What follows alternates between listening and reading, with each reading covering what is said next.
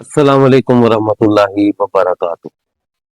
انسان انسان جو اپنی تخلیق کے حوالے سے ایک مکمل جامعیت اور انفرادیت ہو، جو چیزیں اس کو باقی تمام مخلوقات سے ممتاز کرتی ہیں وہ ہے اس کا بولنا، سوچنا اور سمجھنا۔ اور دیکھا جائے تو انہی خصوصیات کی وجہ سے یہ باقی تمام مخلوقات سے حکومت کرتا ہے، چاہے وہ طاقت میں یا ساخت میں سے بڑی کیوں نہ ہو۔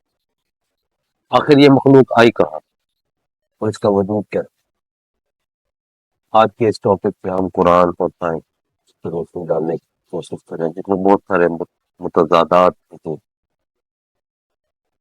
شروع میں انسان جب ترقی کے منازل طے کر رہا تھا تو ایک سوال ہمیشہ اسے متجسس کرتا تھا کہ وہ خود کیسے وجود میں آئے۔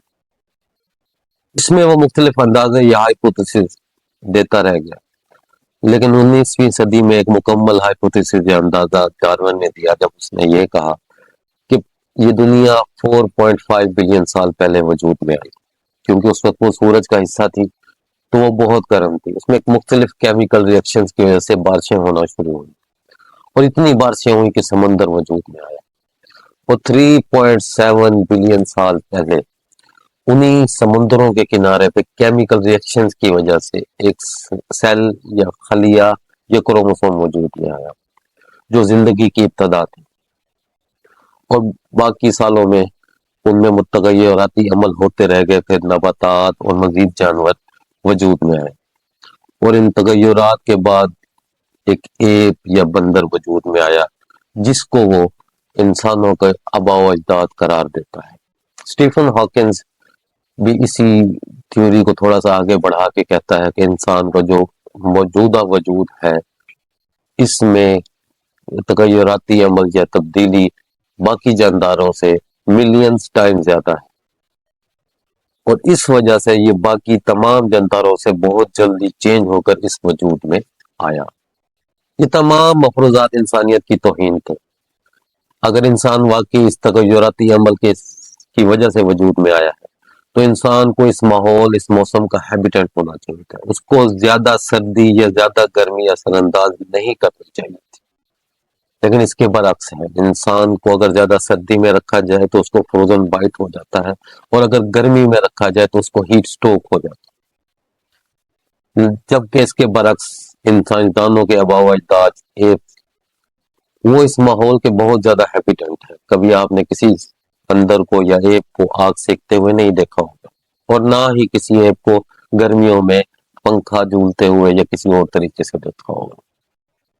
اس بات سے ایک چیز تو واضح ہوتی ہے کہ انسان جو اس پورے ماحول کا ہیبیٹنٹ نہیں ہے وہ اس دنیا کا ہے ہی نہیں، کیونکہ آپ جتنی بھی مخلوقات دیکھیں گے وہ اس ماحول کے ہیبیٹنٹ ہیں، ان کو اس ماحول میں رہنے کی عادت ہے، لیکن انسان اس ماحول کی سختیوں کو برداشت نہیں کر سکتا، اس لیے انسان کو کہیں باہر سے کسی اور دنیا سے لایا گیا ہے۔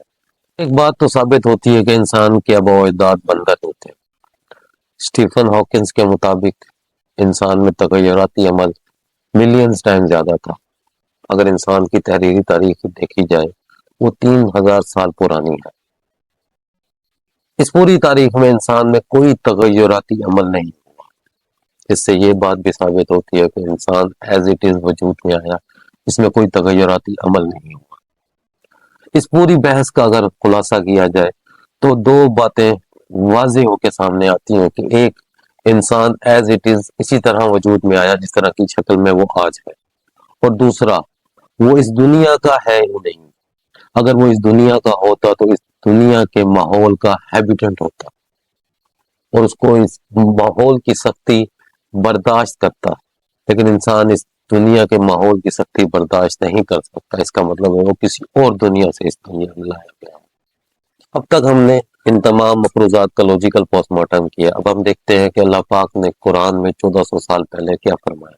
اس میں سب سے پہلے سورہ النساء آیت نمبر 1 میں اللہ تعالیٰ فرماتے ہیں کہ لوگوں اپنے رب سے ڈرو جس نے تمہیں ایک جان سے پیدا کیا، اسی جان سے اس کا جوڑا بنایا گیا، اور ان دونوں سے بہت سے مرد اور عورت اس دنیا میں پھیلا دی۔ اس کے بعد سورۃ الحجرات کی آیت نمبر 13 میں اللہ پاک فرماتے ہیں کہ लोगों हमने तुम्हें एक मर्द और एक औरत से पैदा किया और फिर तुम्हारी कौमें और बरादरियां बनाई कि तुम एक दूसरे को पहचान सको। दर हकीकत अल्लाह के नजदीक तुम में सबसे ज्यादा इज्जत वाला वो है जो तुम्हारे अंदर सबसे ज्यादा परहेजगार है। यकीनन अल्लाह सब कुछ जानने वाला और बाखबर।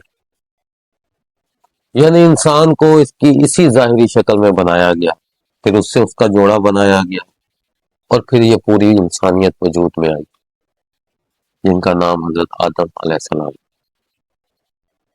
इंसान के आबा व अजदाद बंदर नहीं थे। हाँ, कुरान में अल्लाह ताला ने वाज़ेह फरमाया है कि हमने कौमों को बंदर बनाया सजा के तौर पर। यानी कि बंदर इंसान की बिगड़ी हुई शक्ल है, सजा याफ्ता शक्ल है। अगर देखा भी जाए तो वही बंदर इंसान की नकल करने की कोशिश करता है, ना कि इंसान बंदर की नकल करने की कोशिश करता है।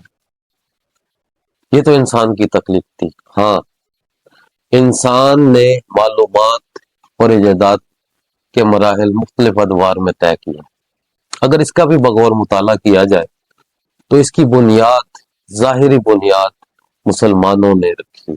कुरान की तहकीक के बाद बगदाद को इल्म का शहर कहा जाता था, जहां से रियाजी, अलजबरा, कीमिया, तबियात और फलसफा यहाँ से शुरू हुआ और मुख्तलिफ दुनिया के मुख्तलिफ मुल्कों से यहाँ पे लोग पढ़ने आया करते थे। लेकिन हलाकू खान ने फिर यहाँ पर जुल्म की एक दास्तान रकम की और स्याही और खून की नदियां बहा दी। ना कोई इंसान छोड़ा, ना कोई किताब। और ये पूरी मुसलमानों की तहकीक का जो एक मंबा था, शहर था, वो बर्बाद करके रखा। हलाकू खान के इस जुल्म के बाद यहाँ से पढ़े हुए स्टूडेंट इंग्लैंड, यूरोप और इन ममालिक में गए और उन्होंने इस तहकीक को जारी रखा और आज वो एक तरक्की याफ्ता मुल्क है और हमारे मुसलमानों के स्टूडेंट वहाँ इल्म हासिल करने जाते हैं, जबकि इस पूरे इल्म की बुनियाद मुसलमानों ने रखी थी। और ये जितनी भी तालीमात थी कुरान से ली गई थी, क्योंकि कुरान इस पूरी दुनिया, इंसानियत और कायनात का मैनुअल है। इसमें तमाम हकाइक पोशीदा हैं, सिर्फ तहकीक की जरूरत है जो हमने छोड़ दी है। और हमने कुरान को सिर्फ एक बुक समझकर चूम कर साइड पे रख दिया, या बहुत ज्यादा उसकी अरबी पढ़ लेते हैं, जबकि इस पे तहकीक नहीं करते। अगर हम इस पे दोबारा तहकीक शुरू कर देंगे तो जो आज से 200 साल पुरानी जो हमारा अरूज था, हम उसको दोबारा हासिल कर सकते हैं और इस पूरी दुनिया पे अल्लाह का निज़ाम राइज कर सकते हैं और उसकी किताब पे तहकीक कर।